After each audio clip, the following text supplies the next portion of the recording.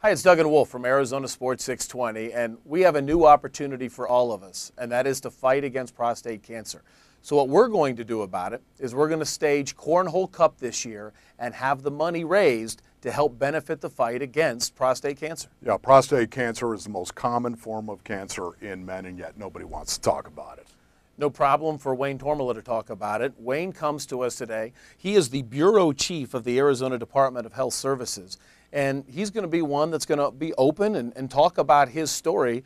And Wayne, tell us right from the beginning what it's like when the doctor looks you in the eye and says the C word for the first time. Well, I've for the last 20 years, I've had my annual checkups and always had the prostate cancer checked. And we do the blood test and they do a digital exam, and I'd always got normal scores. So I think I got lulled into thinking, well, that's for other people, even though my job entails talking about cancer awareness and what to do about it. So last summer I had my my annual checkup, and I had my blood test indicated it was above normal. So I went through a series of checkups and other blood tests. Finally led to going to see a specialist, and then I had a biopsy and found out, lo and behold, I had prostate cancer. Now to this day I'm symptom free. So if I just went based on how I felt, I feel great. If someone would have said, "Do you think you have cancer?" I'd say, "Well, no, I don't think so. There's no way." And so I think that's part of what I want to do, with my lesson here. I'm about to undergo some treatment that should turn out fine. I'm very optimistic about it. But the bottom line is that for many men, we don't get annual checkups. A lot of men don't get those screenings. A lot of men, if they feel okay, they assume they're okay. And we know there are a lot of conditions, not just some cancers, but high blood pressure, cholesterol, glucose, even HIV status can go symptom-free for a long time. So, the message to men, I'd like to say, we want men to kind of man up for their own health, for their loved ones. If not for them, think of those who care about you and want you to take care of yourself, and don't assume that just because you feel okay that you are okay. But the lesson is, if you catch things early, then there's a lot of successful management out there. There's a lot of choices you can make, and you can live a long, healthy, and fulfilling life. But you got to know what your issues are and do something about it. You really know what you're talking about here, because it's not just personally that it's happened to you, but it's also professionally. You mentioned your job, right? What exactly is it that you do, Wayne? Well, I'm a bureau chief at the Arizona Department of Health Services, and I oversee all tobacco and chronic disease programs and HIV. So in addition to getting people to never smoke or to quit smoking, if they are, because that's the #1 cause of preventable death in Arizona and across the country. But I oversee the major killer diseases of Arizona. And so you've got heart disease, lung cancer, stroke, diabetes, and then HIV. So all that is under me, both in terms of getting the public to pay attention to it, the prevention messages, but also the management.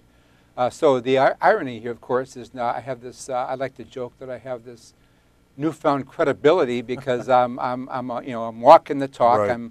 I'm out here. I have prostate cancer, so it's no longer just some health official talking about it or learning about it and trying to convey to others. But when you're looking at me, you're looking at a person with cancer, and I'm treating it. And I hope that, if anything, especially men in this case with prostate cancer, will pay attention to my course and what I'm doing about it, and they can join me and make the prostate pledge and do something about it. Looking at prostatepledge.com is the website to go to make your pledge.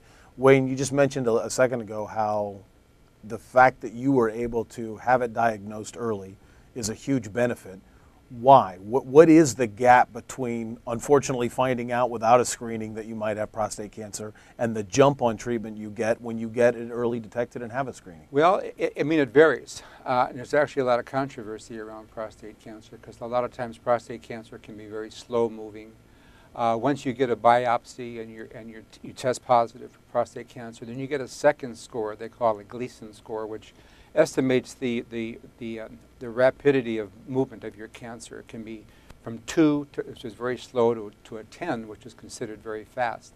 My Gleason score was 7, so the urologist said that's moderately fast moving. I thought that was a spin. It sounded pretty fast to me when you're on a 2 to 10 scale. But what I have learned since then is that very few men really score below 5 once they get into that, if they do have prostate cancer. So there are a lot of factors, but for a lot of men, if you're older, A lot of times we recommend what they call watchful waiting. Just wait it out, because chances are it's slow moving and something else is going to get you before the prostate cancer. A lot of men that die of an old age have prostate cancer that was either never detected or never needed to be managed.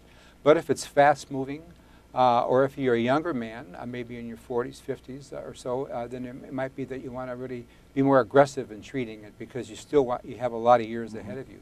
So for myself, I'm 64. I'm not real young. I don't consider myself old, but I'm very fit and I feel healthy, and I feel like I got a lot of things left to do in life. So I didn't want to wait back and just assume that the cancer was going to grow slow. I wanted to really be aggressive about it and take control. So I chose a course of treatment, and I'll be starting here in a few days.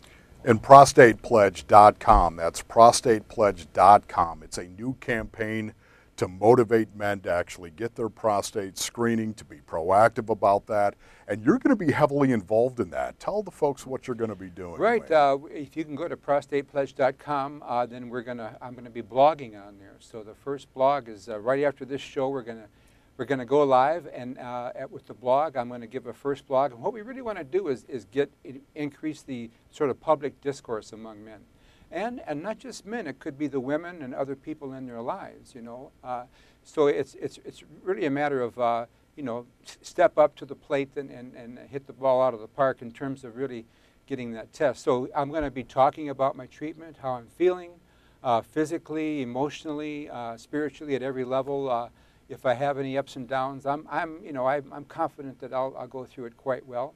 But I expect other men will join us and talk about their experiences, or maybe talk about their fears. A lot of men we know don't get exams because they don't want to know. In fact, many men tell us, when my time's up, my time's up. And it sort of ignores the whole fact that there's a lot of advancements in medicine, a lot of things we can do to prolong your life and have a long, fulfilling life. So I'll be talking about it. We want to get men involved. We get other people involved. I'm sure we're going to have doctors involved in talking about. It's not always going to be agreement. I mean, people have different opinions about what's best for them. But the important thing is that we talk about it. Because if men are staying at home and not getting screened in silence because they're afraid, or maybe they got tested and they have indicator of more tests and they're holding back, they're afraid of that inevitable thing, then we want to do what we can to encourage them. I think if I can do it, anybody can do it. You said step up to the plate. So what does the phrase "take the pledge, know your score, score a suite" mean to you then? Well, I think if you take the pledge, which means get your prostate screening, know your score, know if for example, a score of 4.0 or higher is usually the benchmark for maybe further tests, or that we should watch to see how this goes. Score a suite means you're eligible to get a suite at a big league baseball game. You and 10 of your friends can go see a game. So we want to incentivize this. We know we have a lot of sports fans watching and listening, and so we want to see if we can get people out for that. And know that this is a common thing. I mean, most men at some point in their life will have some kind of issue to deal with. And so just make that pledge, score a suite, know your score. Here we go. Wayne, I'll tell you, you're a brave soul, man. We really thank appreciate you coming on and giving us a few minutes today. That's great. Thank you. Best of luck. Thanks, Doug. A couple different ways you can help. Number one, you can just play in the Cornhole Cup. That would help out a lot. You can go to cornholecup.org. The proceeds are going to benefit the Scottsdale Healthcare Prostate Research Fund. And at the same time, keep logging on and going to see the story about Wayne at prostatepledge.com and make your pledge to get healthy, stay healthy for your family.